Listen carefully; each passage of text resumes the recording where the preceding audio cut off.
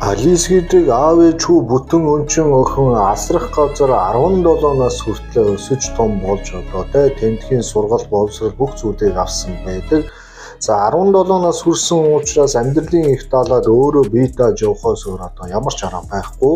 За энэ үед нь түүний одоо загалмайсан ээж нь юу гэж хэлсэн бэ гэхээр одоо мэдлэг боловсрол мэрэгжил сургалт тентэргээд явахад бас их хэмжээний цаг орох юм байна. Тийм учраас одоо миний нэг таньдаг нэлээд хөрөнгөтэй мөнгөтэй баян хүн одоо эрүүл мэндийн шалтгааны уулмаас одоо өөрийнхөө гэрт өөрийг нь асрах тийм асрагчийн ажил оронтой байгаа. Чи энэ хүнтэй ойртож ажиллаа итгэлийн олоод явах юм бол цаашдаа чиний ирээдүйд хэрэгтэй гэдэг бас саналыг хэлсэн байдаг. За загалмайсан ээж гэж ямар хүн байдаг вэ гэхээр яг асрах газар хүүхдүүд бол байж гин.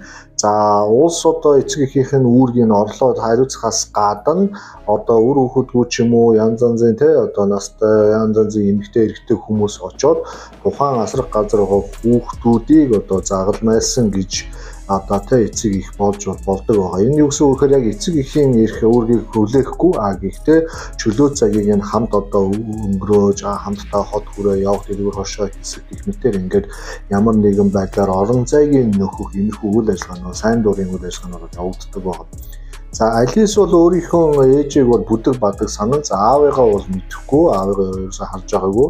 Ээж нь түүнийг баг байхад одоо хүнд өвчний улмаас насарсан учраас Америкийн засаг захиргаа хүүхдийг шууд одоо асрах хамгаалах эрхийг энэ үйл дээр хүлээж аваад тухайн Алис охиныг ингээд асарч хамгаалсан байгаа. За загалмайсан ээж нь түүнд юу гэж зөвлөсөн бэ гэхээр энэ хүнийг сайн дагаад сурах юм бол цаашдаа чиний ирээдүйд хэрэгтэй цалин мөнгө нь бас дайжгүй.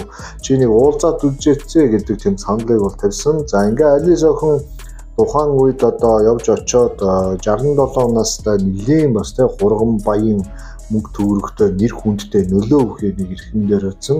За тухайн хүн бол яг насны юунаас болоод нүдний үйл ажиллагаанд нэлээд доголдоод ерөнхийдөө харанхуй буюу сохор болчихсон байсан. За тэгээ сохор байсан учраас өөрийнхөө одоо наанууд цаанууд жижиг сажиг юмыг өглөө оройны цай хоолонд бүх зүйлийг нь одоо бэлдэж явах заавал нөхөд хэрэгтэй болсон.